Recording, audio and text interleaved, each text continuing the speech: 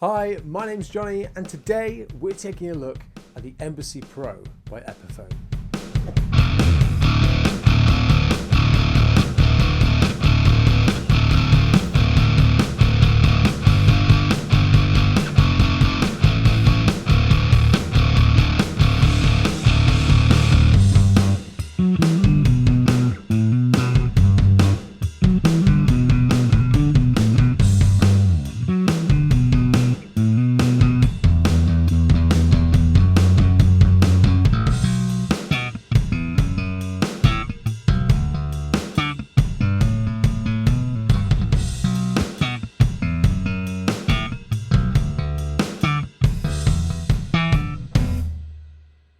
So this is my first ever Epiphone. Well, first ever purchasing one and owning one. I've played things like Thunderbirds in the past and always thought, that they were pretty good, but never blew me away really. And so the Embassy, I knew of it, but it was kind of not really on my radar. And it's one that I'd kind of forgotten about, if I'm honest. I was looking for something else on eBay, scrolling through. Hello there. Caught my eye, caught me off guard, and within 10 minutes, it was on its way. I just had this connection with it online, and I was just like, oh wow, look at that. And it's one of those basses where you can almost hear it before you've had it in your hands. You just kind of know what it's going to sound like, and that sound was going to be amazing. And that is the case, as you would have heard in the intro and in the section when we jump into the sounds later on. So I think the Embassy is a rework of one of their earlier 60s basses. I don't know the heritage of it completely, but I know that this model came out around 2018. I think it was only out for about 1 or 2 years, so they don't actually make them new anymore. You can still get them used for around between 250 and 300 pounds, which is pretty good. They've held their money pretty well considering they were around 300, 350 new, I think. So the one I've got here has actually been modded. Really, this is a bit of a pointless review, because the one that you might get won't necessarily sound like this, because this one has Gibson Thunderbird pickups in there. But I couldn't not review this bass for you guys because it's just so cool. The stock one, I believe you could get it in a kind of a vintage white and also this black color as well. Now stock, it is a black with a white pickguard, which looks, it looks okay. The white one, I think, does it for me more, but this one has been modded. The previous owner has sprayed the pickguard and the truss rod cover using car paint and has sprayed it this sick orange color, and I put it up on my Instagram story, just sharing it as just a sexy bass, and I had loads of people respond just like, gawping at it because it is just so nice. So I thought, right, that's it, that's decided it, I've got to pick it up. Starting at the headstock, making our way down, the machine heads feel great to me. It's really good at keeping itself in tune. In this room here, it gets really cold, and a lot of my basses end up being quite sharp in the morning when I go and play them, or if I've left them over the night, or if I've left them overnight, they become quite sharp in the morning. But this one, actually, it was noticeably better than all my other basses. So yeah, I'd really rate these tuners. I think they do a good job. So the neck itself is I think they said it was a D shape, but it still feels really comfortable, not too big, easier to play than like your 50s big fat neck P bass. And this is a set neck construction, so feels amazing the way that the notes resonate through the body.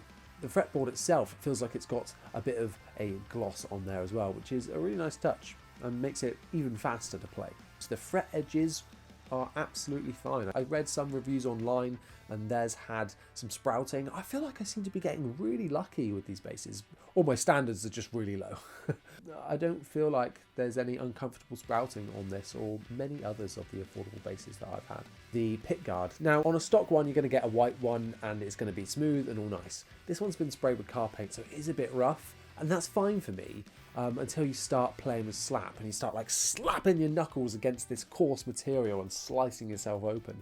I haven't actually sliced myself open on it, but I feel like any long time playing, slapping on this bass, I think you're going to come into problems. So one thing I don't like about this bass is the bridge. It's one of these weird claw style bridge. Now with this one, you adjust the height of the bridge using these two screws here. You can't raise or lower the saddles individually, which for some people, if you want to get it exactly how you want it, it's going to be a bit of a problem. But if you wanted to raise the action on certain strings, then you're going to have a bit of an issue doing that. It's definitely a flaw in the more kind of vintage styling. But then again, got vintage looks, vintage tones, so likelihood is you're going to want that vintage authenticity. So let's have a look at the knobs. And the 3 knobs are master volume, pickup blend with a little notch in the middle, and a master tone. Let's jump in and have a listen to what these sound like.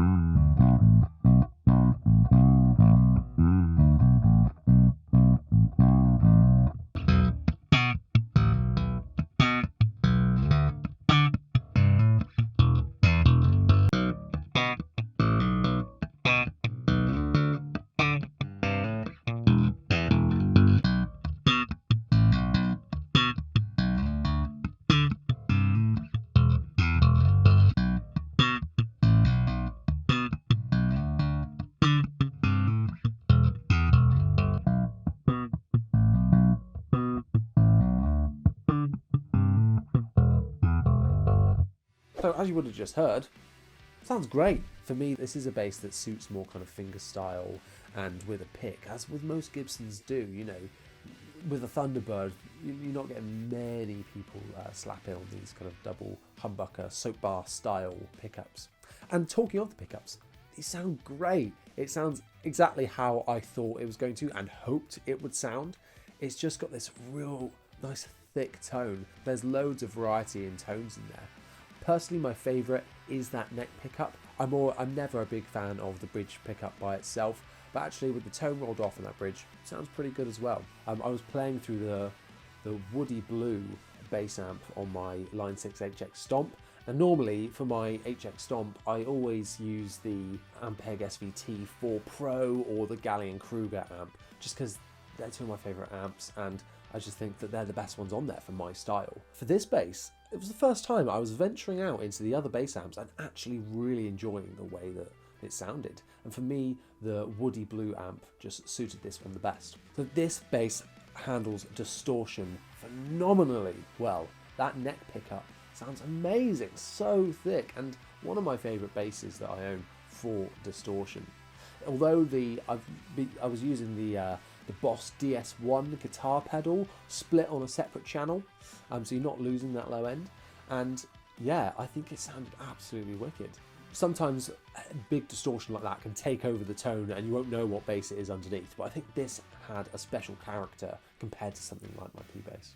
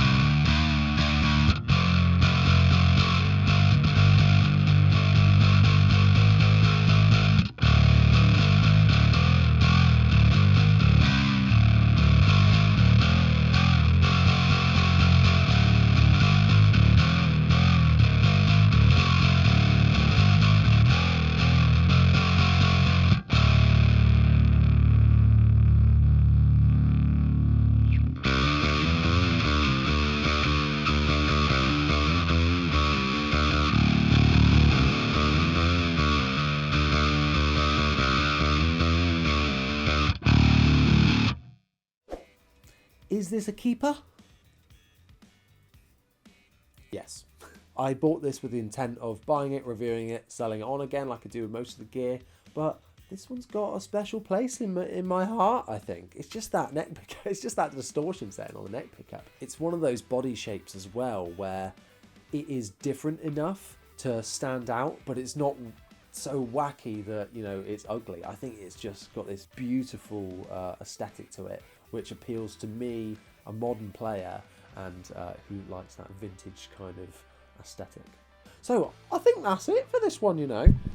Let me know what you think of this bass in the comment section below. Have you got an Epiphone? What do you think of it? Let me know. Don't forget to hit like and subscribe, because that all helps with the algorithm of YouTube's and growing the channel, and you want that, I want that. Let's work together, hit that like and subscribe button, and let's keep the bass chat going. Thanks so much for watching. I'll see you next time.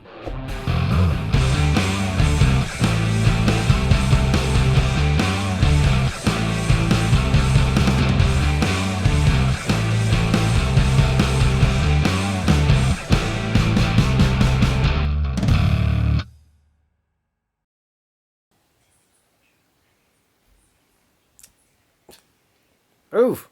Out the way! Move!